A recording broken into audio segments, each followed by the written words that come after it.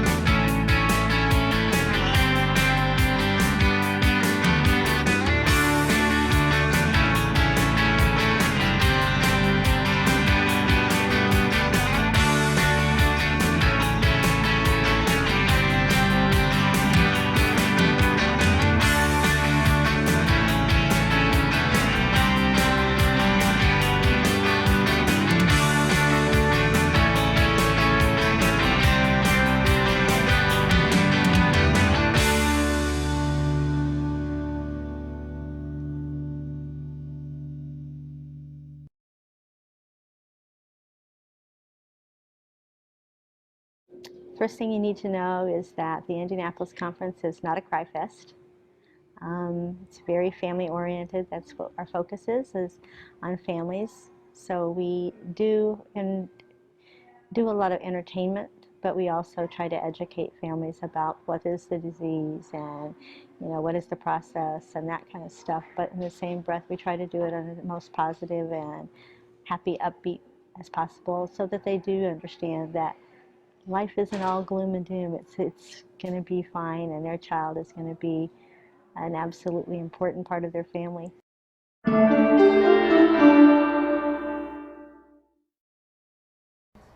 Oh my. The most positive thing that we leave here with every time is relationships with families. Either we build stronger relationships with the families that we've already met, or we create new relationships with new families who've just been diagnosed, have had their children just diagnosed.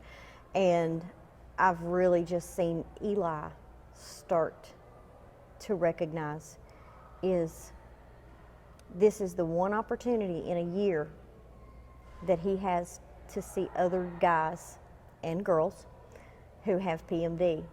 All year long, he's odd and he's different, but he can come here and see kids just like him. So that's cool.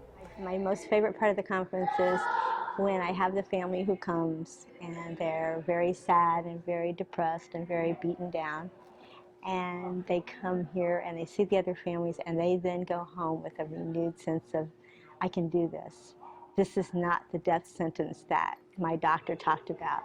And they then become their child's best advocate, and they then suddenly live a happy life.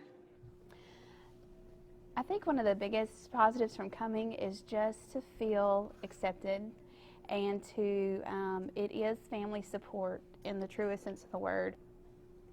To belong, and just to be together with some other families and other people that get it. And that's not something we have too often in other places, but when we get to come here, you just get to relax truly, as much as is possible with special needs kids, and you get to just be with other families that get it, and that doesn't happen very, very much in other places.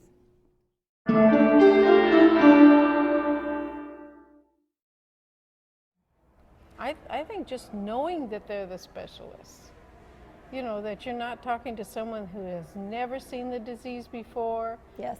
And it's like you're training them instead of them giving you good advice. You kind of have to question other people's advice. Or you come here and they know the disease.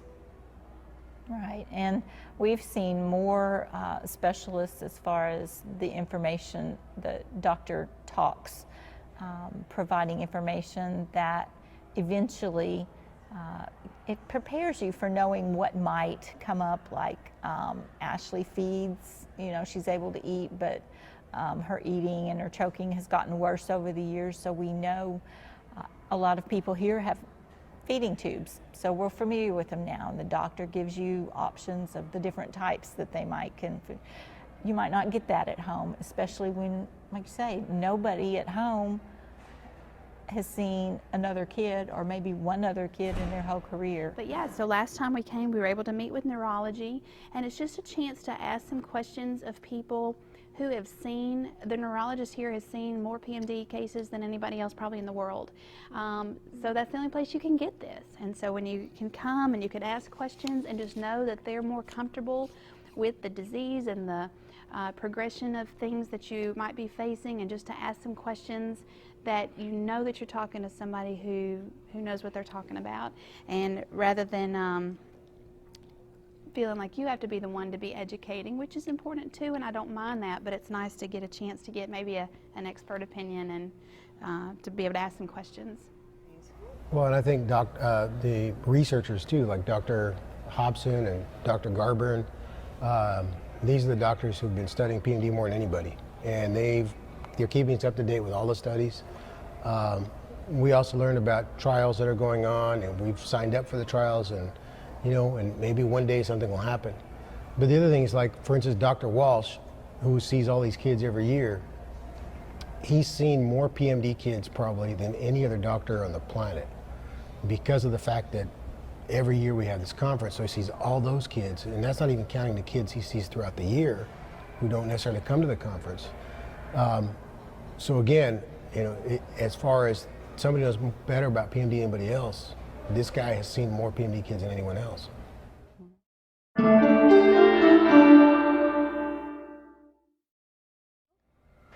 I can answer questions with a little more authority, and I can question the doctors with a little more authority. Oh, information and encouragement. Yeah. Mostly that encouragement.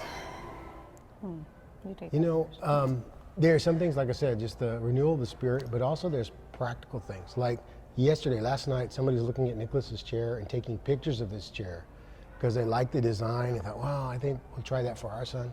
And the thing is that I remember the first time we saw a kid in his chair was here, and we thought just the design with the big wheels in the front, it's easier for him to push. And so just things like that where you get some practical day-to-day living things that help to make life easier, just information trading with one another, like how you deal with physical therapy, how you deal with schools who might not be 100% accommodating, just to kind of learn some ways to advocate for your son. But also, as I said, the intangible things are just as important too.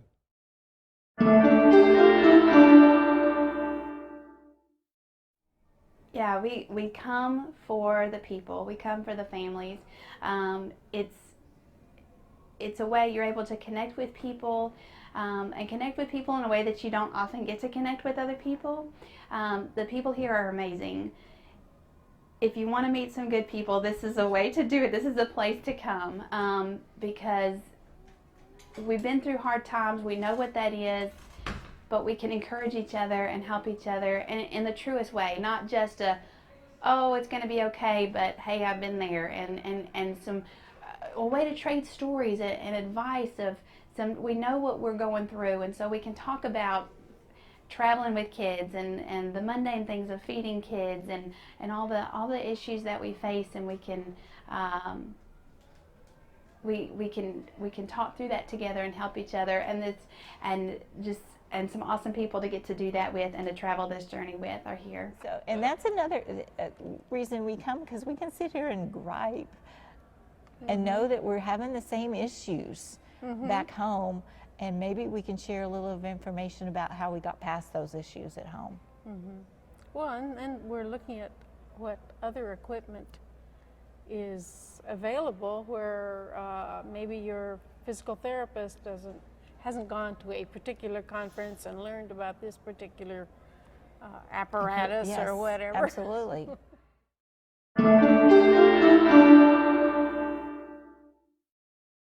We always found it was much easier to drive.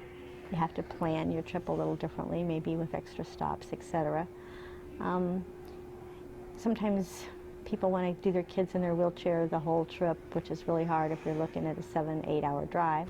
So sometimes talking to the therapist, finding out maybe other alternatives for safe travel, maybe not always in that wheelchair. Those are good things. At this end of the road, we usually can get things that people need, like pack and play, bath chairs, that kind of stuff. So it kind of helps the families not have to overpack for the trip, because you're already on a limited amount of space because your child already requires lots of equipment. We look at the group and we work very hard with some of us that have been coming a long time to try to get with the newbies to help them feel more at ease, because my first year was just overwhelming, and I couldn't even tell who were the doctors versus who were just families, and it was a really big year that year. And but by now we know who are the new families coming in, and so we do try to spend some more time with them and yet allow them some time of their own. If at all possible, come. If you can make it work, even if you can just come, some are only able to come basically for one day, and even if you can just come for one day, it's worth it. If you can come for longer and make it a long weekend, we were able to do that this time for the extra rest, and that was great, and it's important to do that, and that downtime is important too. But yeah, if you can come.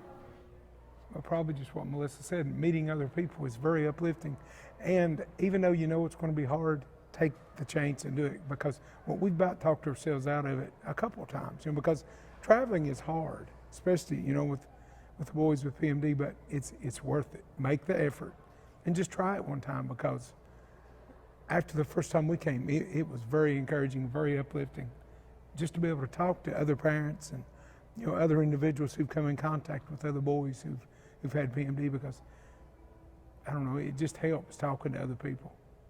I'd say you need to come. You need to take a chance. I don't know. I think there's some who are a little hesitant because they think it's going to be very, I don't know, maybe very sad, or a bunch of people feeling sorry for themselves. And it isn't. I think there's more laughter going on at this conference than anything else. There's a lot of education. On the Saturday morning, we get a lot of work from the doctors who are doing research, and especially telling the new families stuff that they need to know. But it's a very comfortable, inviting place and an inviting conference.